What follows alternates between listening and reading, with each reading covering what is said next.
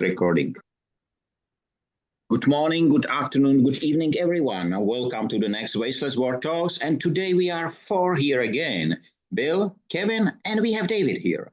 So let's do the same procedure. The word today, it's safe, S-A-F-E.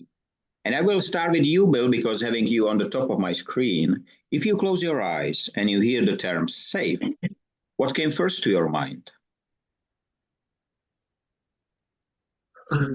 Warm, fuzzy, comfortable. That's interesting. What about you, Kevin? Well, I live on the coast, and so I think about harbors. And David? I don't believe it. That's interesting answer as well. So it will be interesting discussion because in the noon discussion where we discussed the same term, it was really, really strong at the end. So it made me cry at the end. So the term is very, in my country, the term safe as you write it, same as it is written in English generally, it means vault. So the bank vault with this dial and so on, you put your money in. And so this is safe in my country. But when I asked a colleague here, she said, I see nothing. And it was interesting as well. So I woke up today in the morning at 3 with this term, and I know it must be here. So this is why it is.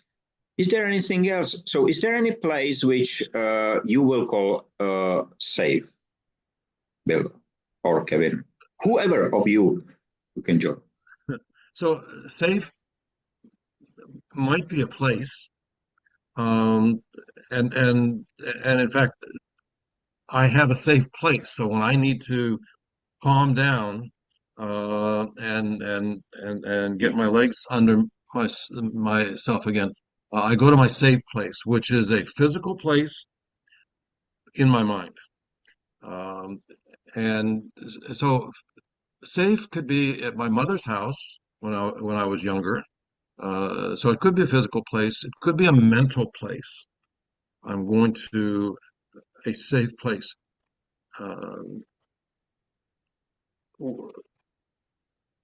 What else, Kevin, David? For me, yeah, somewhere safety is in a feeling of belonging, a feeling of understanding, a feeling of having sufficient knowledge around what is deemed, obviously, to be unsafe. Otherwise, one wouldn't be, apart from the physical metal box keeping money in, the safe that I'm focused on at the moment is that something must be unsafe or assumed to be to allow the need to be told that it's safe. And that's why I said I don't believe it. So I need to believe that it's safe, firing this gun. But if I'm holding the gun in the wrong way, it'll blow my face off and end my life. If I hold it the right way, it'll blow someone else's face off and end their life. So I'd rather not be interested in whether the gun is safe or not, because I don't belong in that space and that place. So I think I think that all happens in a split second, but many people haven't got the ability to consider it. They just often act physically to something that is obviously not appearing safe, and therefore they react to protect, fight and flight and all that. But yeah, that helps. Kevin? My head is.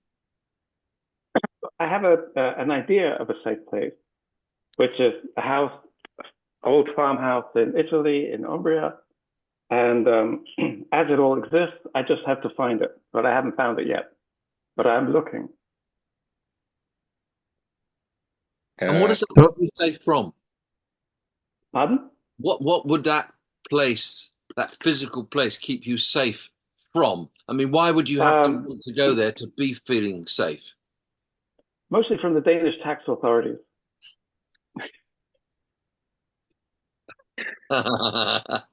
Yeah. Yeah. No, actually, it's a place to work.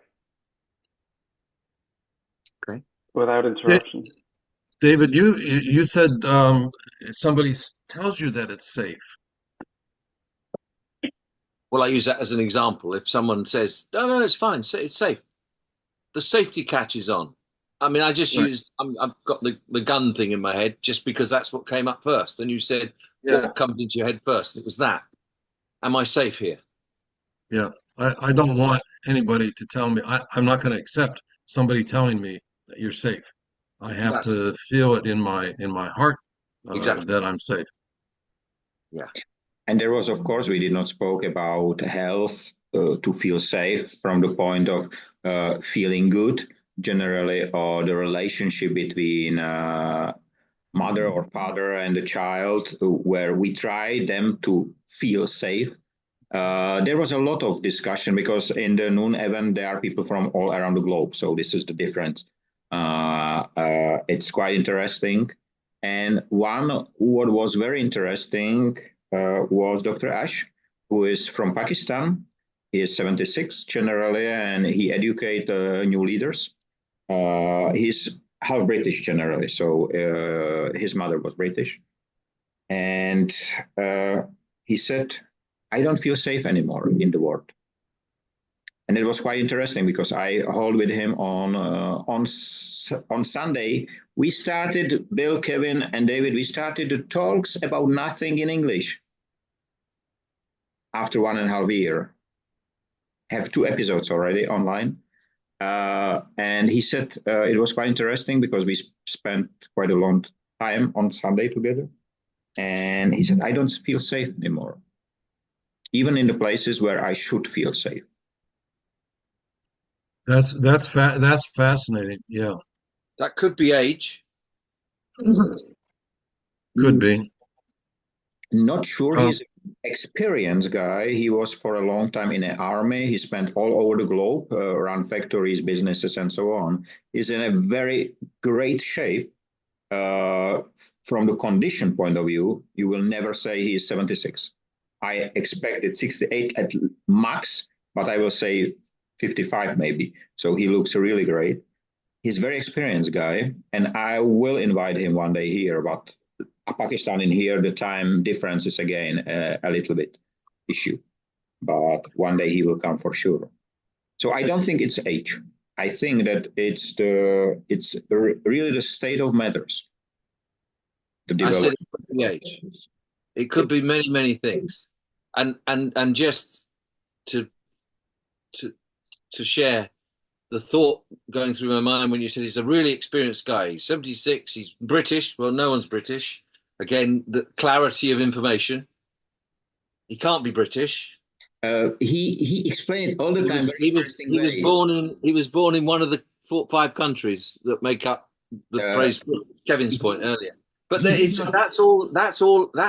that's exactly what makes one feel unsafe. It's the incongruency of what builds up to the situation that's going to place you as a human, you as a person, in a situation that you are considering. That's why the word safe is around, because we're unsafe for many, many reasons. So it's fascinating, and there is no answer to it. Of course, it's just David, what might be the opposite of safe? Unsafe or insafe. You can't. You don't do that. What? Okay. Did you want fear? an answer, or did you want the answer which most people should give, which is I don't know, because that would What put the conversation. what does your heart tell you? I'm asking myself. Safe.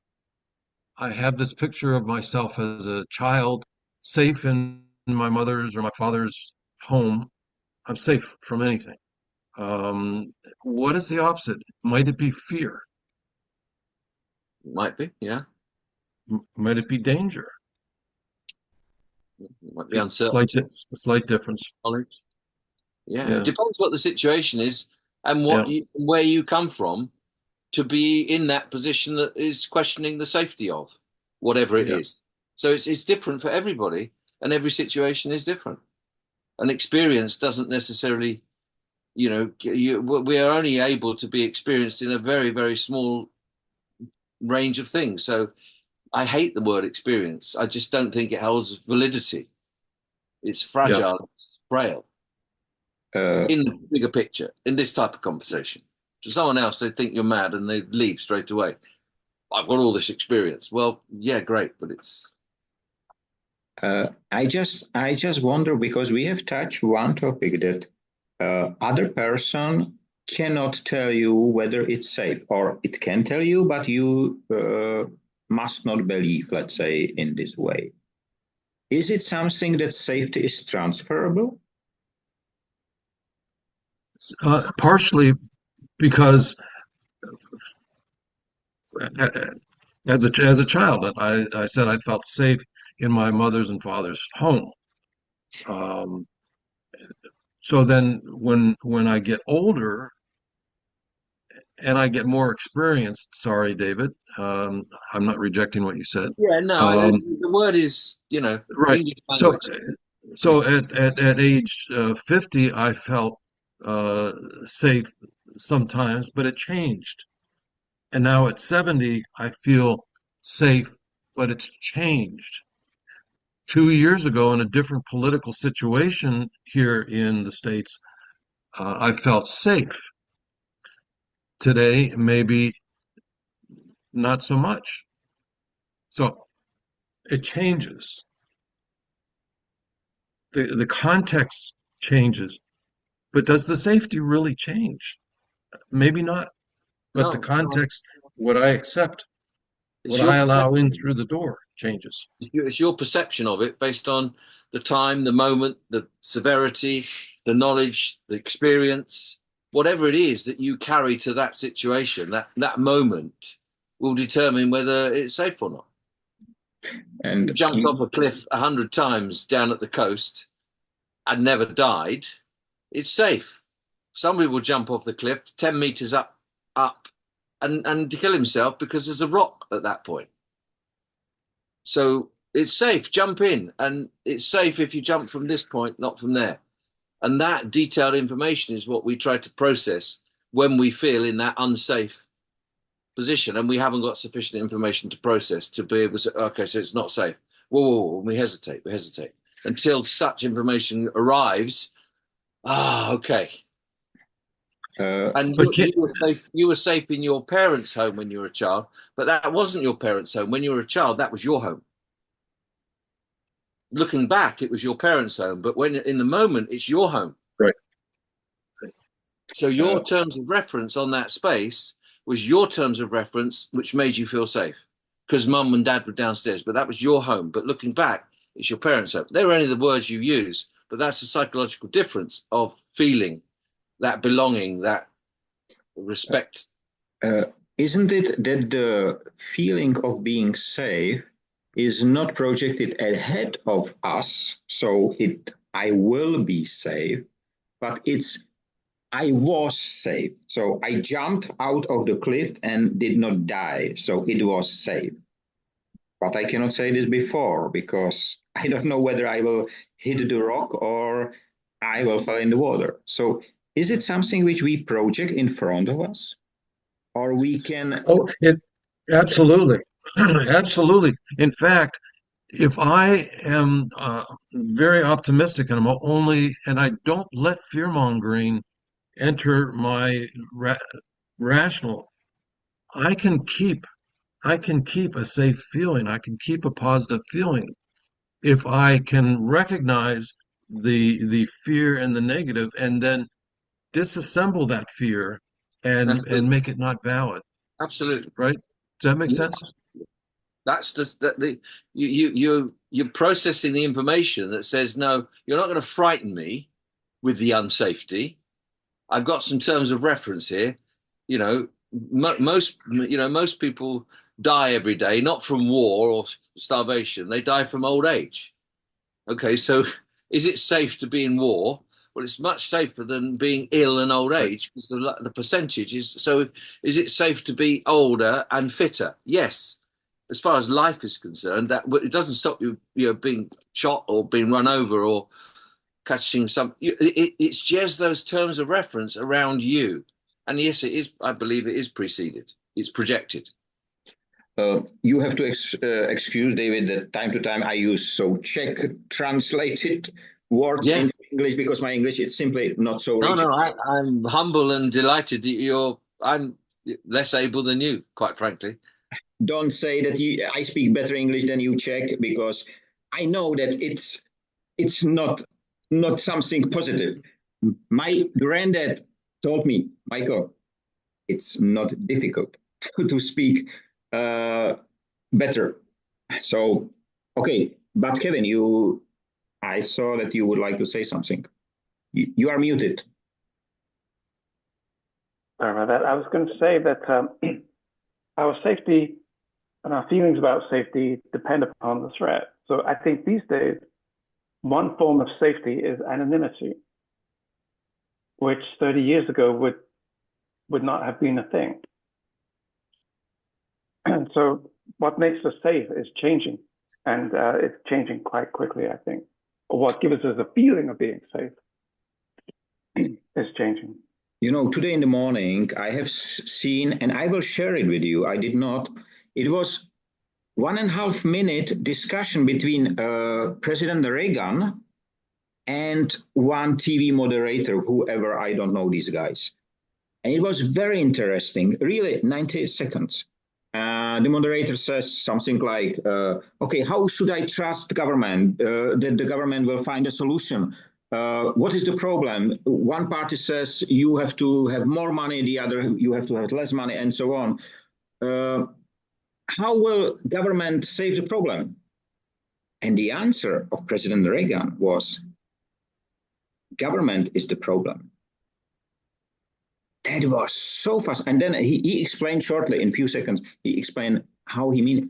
But it was so impressive, so straightforward. I cannot say whether he said it at the time when he was the president or actor. He looks like in the age of being the president. I'm not sure. You will maybe, Bill, recognize the moderator. I do not. So I don't know these guys. But it was really in 90 seconds how simply, and I am not sure if it's not fake, so generated by AI, of course, but why should anyone do it with this? Because they've got nothing better to do. Mm-hmm. But it was very interesting. So, and coming to what you says about safe and safety and everything, Bill, you mentioned that 2 years ago you feel safe in your country, but in fact, last week you feel safe in this discussion. We just touched it, and it was different situation 1 week, and the situation is changing. So maybe the fact that Dr. Ash and many others don't feel safe anymore is because of the speed of the changes, which we are not able to do anything with. And as you said all the time, what your friend says, Bill, all the time I cannot say that the speed of time, the changes current are slower than the changes. Somehow you say it all the time. You remember? Yeah. The pace of change today. The pace of change today is the slowest you'll see for the rest of your life. And maybe this put us in this. And is that maybe one of the? Yes, Bill. What? You, Bill. So I'm thinking back to the 60s. We trusted the government. We trusted the church. We trusted the institutions. And the media. Yeah, and the media. We trusted them. And through a whole series of events and so on, that trust is gone, or it's very low.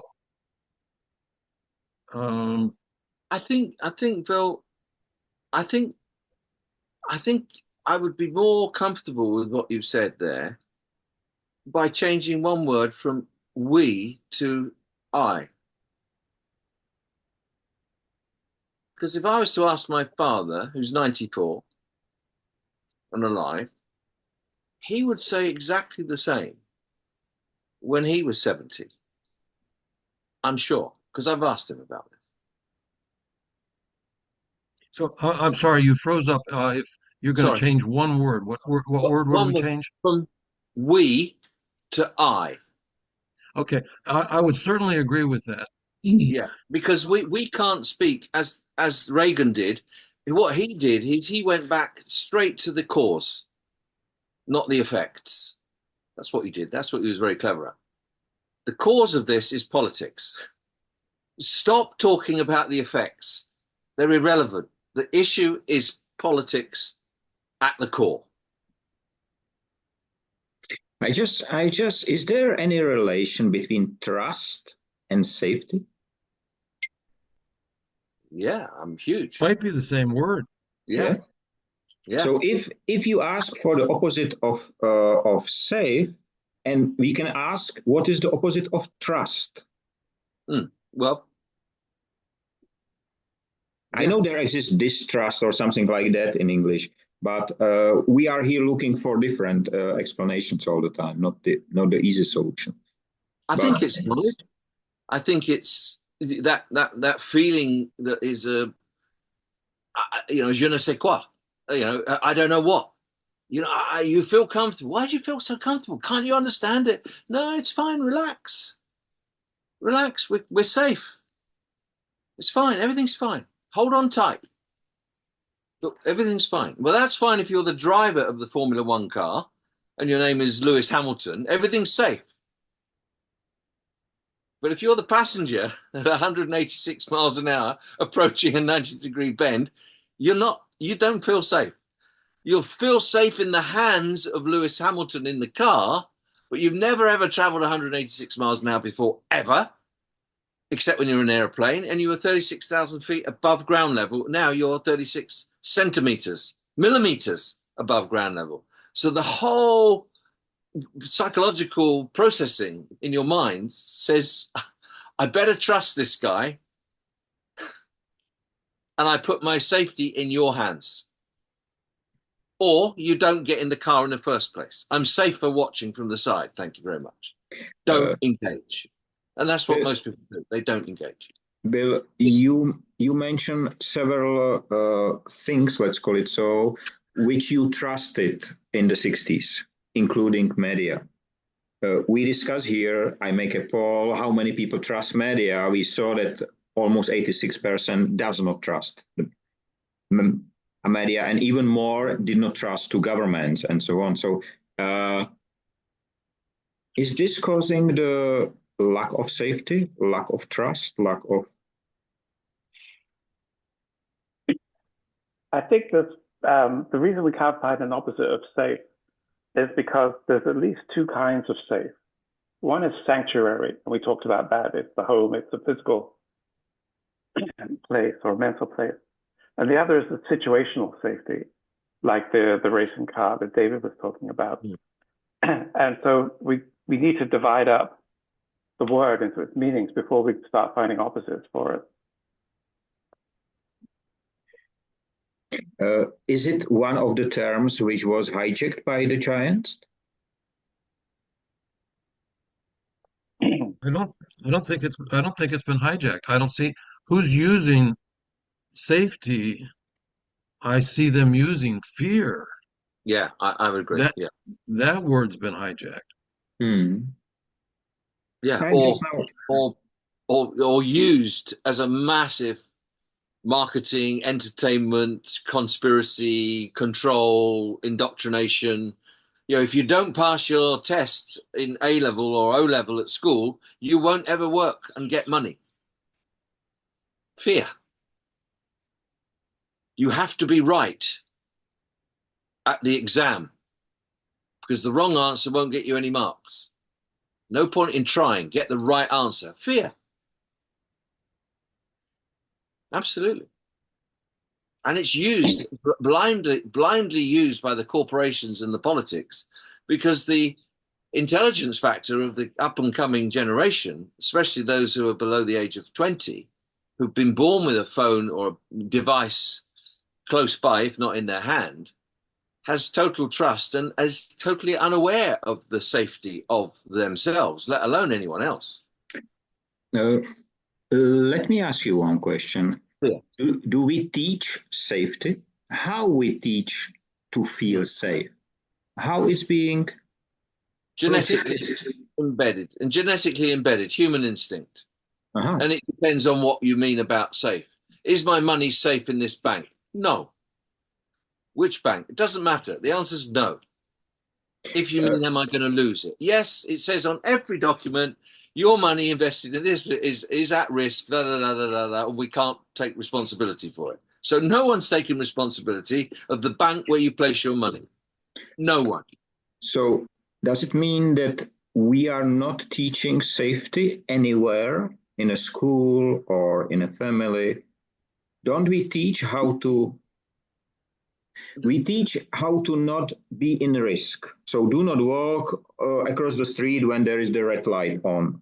That's one thing. I don't think you teach safety. Safety can't be taught. Safety is learned. It's experiential. It's within your genes. It's within your makeup. It's human instinct. That's what all your chemicals are in your body. We won't go into that too depth. But so you can't teach safety. You can give information and understanding to why something is safe. And the very thing that children do is they go and do, you've all got children, I'm sure, they go and stop jumping on the settee. You'll break your leg. And what do? They carry on jumping. Because the fear of breaking your leg is unfounded. So carry on. In every factory, safety first. It's on the wall. You sign a document how to be safe, usually in my country at least. So you get this safety risk. But you're only going back, Michael, a couple of decades when it became a financial profiteering industry. Before that, it was called common sense. So I take that as complete and utter insufficient. I know it's for the conversation, but as a classic example of just having no appreciation of what we're talking about. It's there to provoke, but before you were born, there was no such thing as safety. It was obvious because of human instinct and the desire to save yourself and others from not being what was deemed to be laughable and whimsical. Look at this fool. It's an attempt to shift the responsibility. Yeah. I have seen just recently. Yes, Kevin, you. I was going to say, if you take this conversation a little bit further, then the opposite of safe is risk. And if you're looking at risk, then safe can become or can have a negative meaning. You can play too safe. Don't you need to take a risk? He who dares wins. All that kind of stuff. It's quite interesting. I'm very risky. As a person, I'm risky. But by my traits, one of my traits is I'm risky. I know it. I have experiential evidence of it, but I'm always looking for safety. And that's what risky people do. That's why they're still alive. That's why they're successful. Because they look for the safety within the risk. Well, if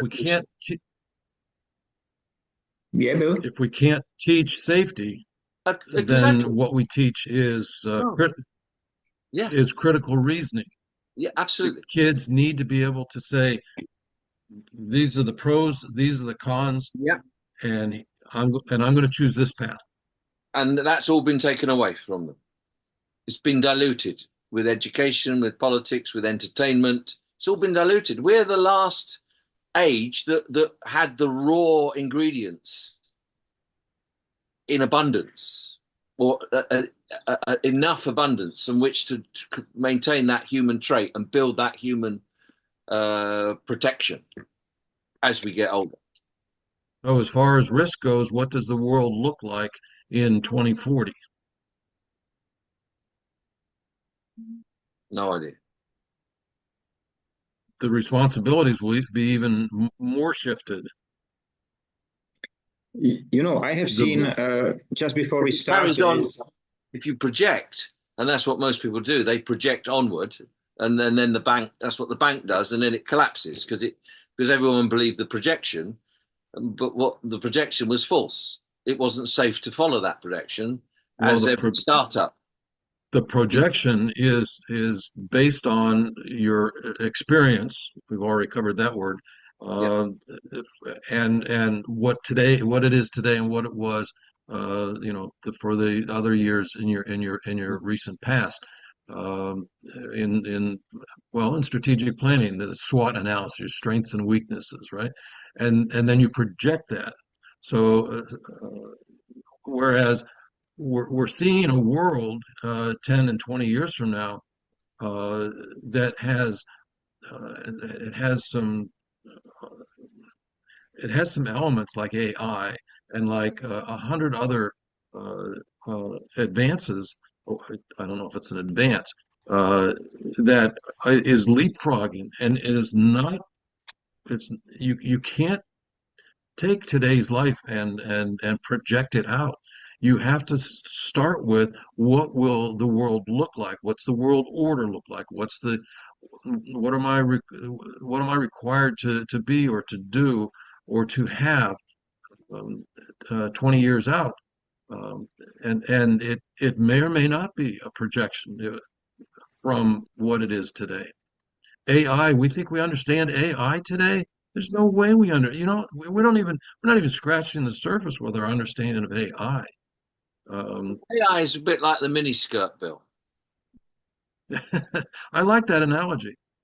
Okay, it's a fashion. It exposed all what you weren't able to get hold of, but it gave you just enough glimpse to think, oh, I think I know what this looks like. And You then the call it miniskirt went out of fashion. You call it a shiny thing, Abel. You So this. we call it a shiny object, and it doesn't Whatever. change society. And most of what you call, what will we think of the world, you're actually saying, what we should be saying is, what do I think of the world that I live in 40 years' time? Because most people on this planet have no idea what you mean if you say AI. Right. No idea what you're talking about, let alone having access to data, let alone having the intelligence to ask it a question that they need because their current life isn't giving them the answer, and I'll go on and find what AI. It's bullshit, Bill. In my humble opinion, I'm sorry that's the wrong word to use here, but it's another little fad. We are here all adults, so we can use these terms. I don't use it usually, but we can use it. But what I would like to say, just before we started, I saw on LinkedIn a post. I don't know whether you have seen it. It was the Optimus humanoid robot by AI, by Tesla, running in outside somewhere in a countryside, let's say. And what I noticed, it has shoes on, human shoes on the feet. And I notice it in the comment. And someone write me, of course, he has a shoes. He has to take it off when he come home, not to bring the sand inside. It was great. And it was exactly showing up how the AI is, as you describe it. It is a shiny object, and the fear is being spread together with it. If you don't have it, you will be left behind. This is one fear. And the second is generally, you have to listen to everything what it says because it's right. I have my experience with AI, with the language modules who analyze my work and so on. So it's all the time was crazy. And it will continue, I'm sure. But just to say, we have 3.20. So 3 minutes 20 left to the end. Fear is only part of the attraction. The other part is greed. I have been a salesman my whole life. And if you can't get them with the fear about being left behind, you can get them with the look how much you're going to get it. Nobody else is going to get it. You're lucky, stiff. So either fear or greed, or both. And this is the mix that the politicians use, that the marketing people use, I feel so apologetic for having been a marketing person all my life.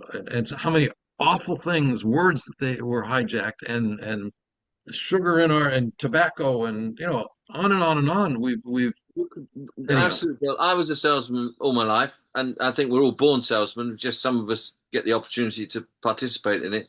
But are you selling the bad or selling the good?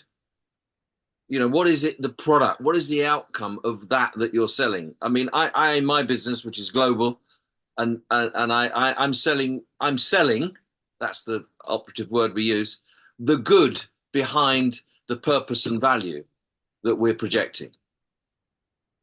And I agree. Sense But that those are just two different words for fear and greed. Well, of course, that's exactly it. Because the person has got to be in a position to say, is this good for me? Am I safe and am I happy and proceed? Or it's not good for me and therefore I won't proceed and won't buy. And you've got to manipulate them into often seeing something which is for their good, for the honest good, not for the good of your bank balance or your sales target. Yeah, absolutely agree. Absolutely agree. I would like to thank you all. Kevin, you have something to add? We have 1.5 minutes. Well, no, I was an advertiser my whole life, so I was just trying to keep quiet. You won't believe some of the things I had to sell. All right. The best salesman, Kevin, keep quiet. Yeah. And just ask for the order. I would like to thank you for your time. It was a great discussion once again. And I would like to wish you and everyone who is listening have a nice time, free of waste and wasting in all this time. Stay safe, be free, and be human, as my guests are, and they are proving they are that every single day. Thank you, and see you next Wednesday. David, you can join us on the same link, the original link, right now for a few more minutes, okay? Thanks a lot. Bye-bye.